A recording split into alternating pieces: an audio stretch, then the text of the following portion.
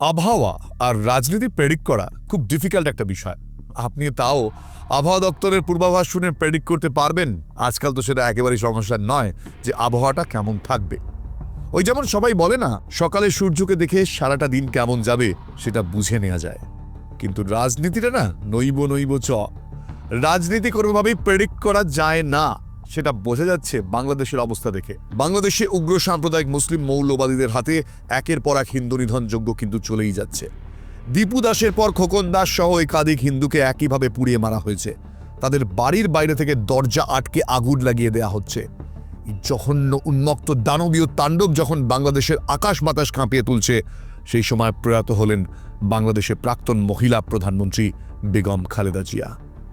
খালেদা জিয়ার দীর্ঘ রাজনৈতিক জীবন ছিল। তার সঙ্গে ভারতের সম্পর্ক কেমন ছিল, বৈদেশিক সম্পর্কে তিনি কিভাবে দেশ পরিচালনা করেছেন, সেই বিষয়গুলো আলোচনার বিষয়। কিন্তু একটা বিষয় মানতেই হবে, খালেদা জিয়ার সময় বাংলাদেশের নিজস্ব পরিধিতে নিজস্বভাবে উন্নয়ন হয়েছে। এখন সেই উন্নয়ন কার জন্য, কিসের জন্য, কারা লাভবান হয়েছে, সেসব তাদের দেশের মানুষরাই ভালো বলতে পারবেন। কিন্তু আমরা একটা বিষয় বলবো, খালেদা জিয়ার রাজনৈতিক দল কিংবা খালেদা জিয়ার রাজনৈতিক জীবন অবশ্যই বাংলাদেশের সুস্থ স্বাভাবিক গণতান্ত্রিক রাজনীতির একটা বড় দৃষ্টান্ত। অনেকেই বলবেন, কেন হঠাৎ করে খালেদা জিয়ার এত প্রশংসা করছি? আসলে বর্তমান সময়ে বাংলাদেশের রাজনৈতিক পরিস্থিতিটা যদি দেখেন, তাহলে দেখবেন সেখানে যেভাবে সাম্প্রদায়িকতার হাতে ক্ষমতা তুলে নেওয়া হয়েছে, সংখ্যালঘু হিন্দুদেরকে শুধুমাত্র হিন্দু হওয়ার অপরাধে বেছে বেছে খুন করা হচ্ছে। দীপু দাসের ঘটনা সবার সামনে প্রকাশ্যে এসেছে, কিন্তু তারপরে ওই একইভাবে আরও বহু হিন্দুকে জীবন্ত জ্বালিয়ে দগ্ধ পুড়িয়ে মারা হয়েছে। সম্প্রতি আমরা দেখেছি খোকন দাস তার স্ত্রী অসহায় কান্না, খোকন দাসকে কিভাবে জীবন্ত জ্বালিয়ে হত্যা করা হলো। চট্টগ্রাম সহ একাধিক জায়গায় হিন্দুদের বাড়িতে আগুন লাগিয়ে দেওয়া হলো। তাতে করে এটা বোঝাই যায় যে বাংলাদেশে যদি কোনো রাজনৈতিক দল যাদের দেশের প্রতি দায়বদ্ধতা আছে, তারা ক্ষমতায় থাকতো, তাহলে এরকমভাবে উগ্র ভারত বিরোধিতা, এরকমভাবে বর্বর প্রক্রিয়ায় মানুষকে পুড়িয়ে মারা এটা কখনোই হতো না। তাই এখন রাজনৈতিক চিন্তাভাবনা, মতাদর্শ দূরে সরিয়ে রেখে বাংলাদেশের বহু শুভবুদ্ধি সম্পন্ন মানুষ চাইছে একটা রাজনৈতিক স্থিতিশীলতা, একটা সুস্থ সরকার। আর সেই কারণেই খালেদা জিয়ার মৃত্যুটা বাংলাদেশে একটা বড় ক্ষতি। এবং আরেকটা বিষয় এই সময় আমাদের সামনে এসেছে, সাম্প্রতিক সময় বাংলাদেশ থেকে যেভাবে উগ্র ভারত বিরোধিতা দেখতে পেলাম, যেভাবে বহু উগ্র মৌলবাদী ভারতকে শাসানি দিল, কিছু চরমপন্থী গোষ্ঠী ভারত বিরোধী হুমকি দিল, এমনকি তাদের সাহস এত দূর যে তারা এই কথাটাও বলল ভারতের 7 সিস্টারকে তারা কেটে নেবে। বাংলাদেশ নিজের ক্ষমতা, নিজের যোগ্যতা সম্পর্কে ওয়াকিবহাল না হয়ে এই কথাগুলো বলেছে, সেটা আমরা সবাই জানি, ভারতের বাচ্চা বাচ্চাও জানে। কিন্তু এর একটা অসাধারণ উত্তর আমরা দিতে দেখলাম নাগাল্যান্ডের ক্রীড়ামন্ত্রী তেমজেন ইমনা আলংকে। তেমজেন ইমনা আলং বলেছেন, আমরা চাউমিন বা মোমো নই, আমরা নেপালি বা চীনা নই, আমাদের একটাই পরিচয়, আমরা ভারতীয়, আমরা ভারতের অবিচ্ছেদ্য অংশ। আর বাংলাদেশ যদি আমাদের কাটতে আসে, তাহলে কাটতে আমরাও জানি, কারণ নাগাল্যান্ডের মানুষ তারা এই বিষয়গুলোতে খুব এক্সপার্ট। মজা করে যে স্পষ্ট বার্তা নাগাল্যান্ডের ক্রীড়ামন্ত্রী তেমজেন ইমনা আলং দিয়েছেন, তা বাংলাদেশের জন্য একটা হুঁশিয়ারি। তবে তার সাথে আরেকটাও বিষয়, আমাদেরকেও কিন্তু তেমজেন ইমনা আলংয়ের বক্তব্যটা নিয়ে ভাবতে হবে।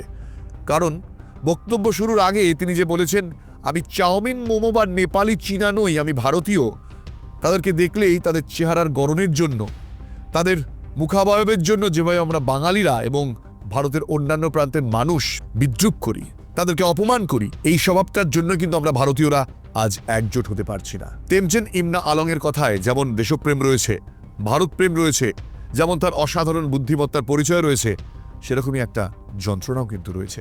যে যন্ত্রণাটা আমরা ভারতীয়রা যারা তার আপন ভাইয়ের মতন, তারাই তাকে দিয়েছি। আমাদের নিজেদেরকে কিন্তু এবার শুধরাতে হবে। নর্থ ইস্টের মানুষ দেখলেই তাদেরকে নিয়ে হাসাহাসি করা, তাদেরকে চীনা বলে বিদ্রূপ করা, এই বিষয়গুলোর জন্য কিন্তু আজকে আমরা এতটা অসুবিধার মধ্যে পড়ি। এত সহজে বহিঃশত্রু এসে আমাদের ভেঙে ফেলবার কথা বলতে পারে, কারণ আমাদের নিজেদের মধ্যে ইউনিটি নেই, আমরা আনতে পারিনি সেই ঐক্য এখনো। তেমজেন ইমনা আলং পরিষ্কার ভাষায় বলেছেন যে গ্রেটার বাংলাদেশের স্বপ্ন দেখিয়ে যারা ভারতের অখণ্ডতা নিয়ে প্রশ্ন তুলতে চাইছে, তাদের বাস্তবটা বোঝা দরকার। উত্তর পূর্ব ভারতের মানুষ নিজেদের পরিচয় নিয়ে কোনো দ্বিধায় নেই। তারা জন্মসূত্রে, আত্মিকভাবে এবং সাংবিধানিকভাবে সব দিক দিয়েই তারা ভারতীয়। এতদিন ধরে বাংলাদেশ ভারতের 7 সিস্টার্স নিয়ে কথা বলে আসছিল। সুতরাং এই বিষয় থেকে বেরিয়ে আসবার জন্য বা বাংলাদেশকে একটা কড়া বার্তা দেওয়ার জন্য সেখানকার একজন মানুষের এই ভাষায় উত্তর দেওয়াটা দরকার ছিল। ইমন আলমের কথা থেকেই বোঝা যাচ্ছে বাংলাদেশের এই ধরনের হুমকি, প্রকাশ্যে ভারত বিরোধিতা, সমস্ত রকম মাত্রা ছাড়া নৃশংসতা তাকে কতটা নাড়া দিয়েছে। তিনি আরও বলেছেন যে শিলিগুড়ি করিডোরকে ঘিরে যে হুমকি শোনা যাচ্ছে বাস্তবতা থেকে অনেক দূরে, কারণ বাংলাদেশ নিজের শক্তি, নিজের ক্ষমতা সম্পর্কে ওয়াকিবহাল নয়। বাইরের কিছু লোক তাকে উস্কানি দিচ্ছে, আর সেই উস্কানিতে পড়ে সে নাচানাচি করছে। উত্তর পূর্ব ভারতের সঙ্গে মূল ভূখণ্ডের সম্পর্ক কোনো ভৌগোলিক রেখায় আটকে নেই। এই সম্পর্ক গড়ে উঠেছে বিশ্বাস, ত্যাগ আর দীর্ঘ ইতিহাসের ভিতর দিয়ে। এরকম নয় যে আজকে মনে হলো কেউ এসে ভারত থেকে বিচ্ছিন্ন করে দেবে বললেই তারা বিচ্ছিন্ন হয়ে যাবে। ইমনা আলং জোর দিয়ে জানিয়েছেন যে নাগাল্যান্ড, মণিপুর, মিজোরাম, আসামের মানুষকে বিচ্ছিন্ন করার স্বপ্ন যারা দেখছেন তারা উত্তর পূর্ব ভারতের মানসিক শক্তিকেই ছেড়ে না। এই অঞ্চলের মানুষ বহু প্রতিকূলতার মধ্যেও ভারতের পাশে থেকেছে এবং আজও আছে। ইমনা আলংয়ের বক্তব্য যে কতটা সঠিক তা আপনারা বুঝতে পারবেন ভারতের বিভিন্ন যুদ্ধগুলো দেখলে। সেই যুদ্ধে এইসব অঞ্চলের মানুষরা কত গুরুত্বপূর্ণ ভূমিকা রেখেছে। নর্থ ইস্টের বহু মানুষ ভারতীয় ফৌজে গুরুত্বপূর্ণ পদে রয়েছেন এবং তারা ভারতের মিলিটারি ফোর্সের একটা বড় শক্তি। ভারতের যখন চীনের সঙ্গে যুদ্ধ হয়েছিল 1962 সালে, তখন হাজার হাজার মানুষ সেই যুদ্ধে প্রাণ দিয়েছিল। কয়েকটি বিচ্ছিন্নতাবাদী শক্তি সেখানে দুদিন অন্তর কি বলল সেগুলো বড় কথা নয়। বুঝতে হবে সেখানকার মানুষের স্পিরিটটাকে, আর সেই স্পিরিটটাকে অনেক ভারতীয় না বুঝে তাদেরকে আমরা অপমান করি। আমাদের একটা বিষয় বুঝতে হবে যে তারা ভারতীয়, ঠিক আমরা যতটা ভারতের প্রতি অধিকারী তারা ঠিক ততটাই অধিকারী। এগুলো না বুঝে আমরা কিন্তু অনেক সময় আমাদের নিজেদের অনেক ক্ষতি করে ফেলছি। এবার আমাদের নিজেদেরকেও শোধরানোর সময় এসেছে। নর্থ ইস্টের এক মন্ত্রীর এরকম স্পষ্ট বক্তব্যের সঙ্গে সঙ্গেই আমরা দেখতে পেলাম জয়শঙ্কর তিনি গেলেন বাংলাদেশ।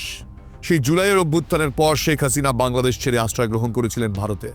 তারপর থেকে ভারত বিরোধী উগ্রপন্থীরা বাংলাদেশের যেভাবে ভারতের বিরুদ্ধে প্রচার চালিয়েছে, এমনকি একাধিকবার বাংলাদেশে অবস্থিত ভারতের বিদেশ দপ্তরের স্লোগানই হয়েছে, ইট পাথর মারা হয়েছে, ভারতের পতাকাকে পোড়ানো হয়েছে, এরকম বহু ভারত বিরোধী ঘৃণ্য কাজ আমরা দেখেছি। তারপর যখন বেগম খালেদা জিয়ার শেষকৃত্য সম্পন্ন হবে এবং সেখানে জয়শঙ্কর স্বয়ং যান, সেটা কিন্তু একটা নতুন রাজনৈতিক সমীকরণ সৃষ্টি করলো। কারণ এটাই ভারত এভাবেই বন্ধুত্বের হাত বারবার বাড়িয়ে দিয়েছে। হাসিনা সরকারের পতনের পর ভারত বাংলাদেশের মধ্যে যে রাজনৈতিক টানাপোড়েন চলছিল, সেই দীর্ঘস্থায়ী বৈরিতার পর এটা একটা আশার আলো। তার কারণ বিএনপির প্রধান খালেদা জিয়ার মৃত্যুর পর সেই দেশে একটা রাষ্ট্রীয় শোক দেখা দিয়েছে। এরই মধ্যে সব খারাপের মধ্যেও একটা ভালো থাকে। 17 বছর নির্বাসনের পর বিএনপির কার্যনির্বাহী প্রধান তারেক রহমান দেশে ফিরেছেন, যার কিছুদিনের মধ্যেই তার মায়ের মৃত্যু হয়েছে। এই মুহূর্তে বাংলাদেশের সবচেয়ে বড় রাজনৈতিক পালাবদলের মুখ হয়ে দাঁড়িয়েছে তারেক রহমান। আর এমন অবস্থায় ভারতের এই কূটনৈতিক পদক্ষেপ, মানে ভারতের বিদেশমন্ত্রী দীর্ঘ বৈরিতার পর বাংলাদেশে যাওয়া, খালেদা জিয়ার প্রতি শ্রদ্ধা জানানো, এটা নতুন একটা সমীকরণ বলা যেতেই পারে। খালেদা জিয়ার নেতৃত্বে এর আগে আমরা দেখেছি 1991 থেকে 1996, আবার 2001 থেকে 2006 সালের মেয়াদে বাংলাদেশের বিদেশ নীতিতে দিল্লির প্রভাবকে প্রতিহত করার কথা বলা হয়েছিল।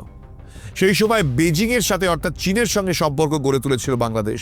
ঢাকায় প্রধান সামরিক সরঞ্জাম সরবরাহকারী হিসাবে চীনকে নেওয়া হয়েছিল, যেটা দিল্লিকে বেশ একটা অস্বস্তিতে ফেলেছিল।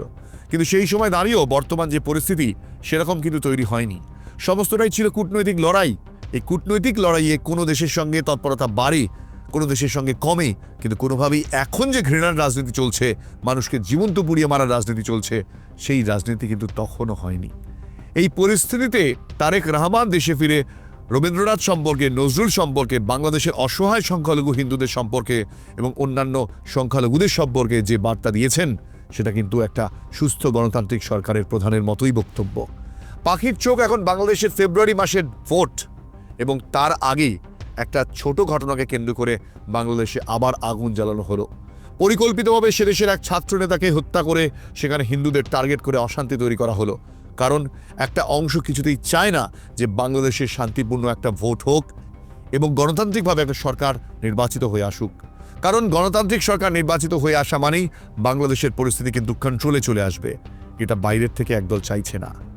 এবার কারা চাইছে না? দেখুন, পাকিস্তান তো লিস্টে আছেই, কিন্তু যার হাত ধরে এর পেছনে সর্বাধিক সে হলো আমেরিকা। কারণ আমেরিকার ভারত বিরোধিতা আমরা কয়েক মাসে স্পষ্ট দেখতে পেয়েছি এবং ল্যাটিন আমেরিকার দেশগুলোর ওপর আবার সেই হানাদারি শুরু করেছে। কিছুদিন আগেই সে যে কাণ্ডটা ঘটিয়েছে, একটা গণতান্ত্রিক স্বাধীন দেশের প্রেসিডেন্টকে কিডন্যাপ করে নিয়ে চলে আসা এবং তারপরে ভারতের বিরুদ্ধে উস্কানিমূলক বক্তব্য রেখেছেন স্বয়ং সে দেশের প্রধান ট্রাম্প। এবং বাংলাদেশের একাধিক উগ্র মৌলবাদী কাণ্ড কারখানা দেখার পরেও আমেরিকা কিন্তু চুপ করে রয়েছে। বোঝাই যাচ্ছে ভারতের বাণিজ্যিক স্বাধীনতা হরণ করবার জন্য যত রকম প্রচেষ্টা করা যায় তারা কিন্তু চালিয়ে যাচ্ছে এবং এই স্নায়ুযুদ্ধে দিল্লি যথেষ্ট ধৈর্যের পরিচয় দিয়েছে। এবারও বিএনপি এবং তার রাজনৈতিক প্রধান খালেদা জিয়ার পরে তার পুত্র তারেক রহমানের দেশে ফিরে আসা আবার একটা নতুন সমীকরণের সৃষ্টি করলো।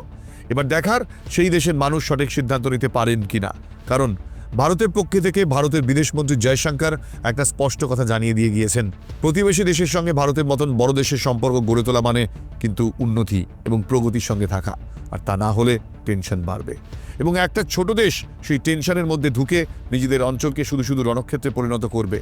আমেরিকা যেটা চাইছে, বাইরে থেকে এখানে এসে তাদের একটা রণক্ষেত্র দরকার এবং সেটা যে দেশ নিজেদের মাটিকে করতে দেবে তারা কিন্তু ধ্বংস হয়ে যাবে।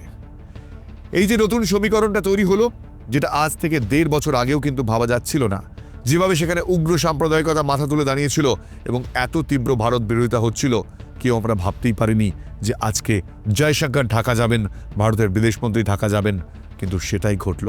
পরিস্থিতি এখন কোন দিকে যায়? ভারতের সঙ্গে কি তারেক রহমানের নতুন করে রাজনৈতিক সমীকরণ হয়? সে দেশে কি একটা সুস্থ স্বাধীন গণতান্ত্রিক সরকার গড়ে উঠবে? তার উপর নির্ভর করছে এখন সম্পূর্ণ দক্ষিণ পূর্ব এশিয়ার শান্তি এবং সম্প্রীতি।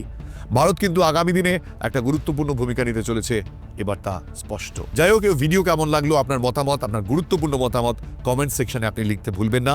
ভারত বাংলাদেশ নিয়ে যে ভিডিওগুলো আমি বানাচ্ছি, সেই ধরনের ভিডিও যদি আপনি সরাসরি আপনার হোয়াটসঅ্যাপে পেতে চান, এক্ষুনি চলে যান ডেসক্রিপশনে, সেখানে গিয়ে দেখবেন একটি হোয়াটসঅ্যাপ গ্রুপের লিঙ্ক দেওয়া রয়েছে, আপনি জয়েন করে নিন। আর যদি সত্যিই মনে হয় আই এম বোস আপনাদের ভালো লাগে, কুণাল বোসের এই ভিডিওগুলো আপনারা খুব পছন্দ করেন, তাহলে এক্ষুনি কিন্তু চ্যানেলটিকে সাবস্ক্রাইব করবেন।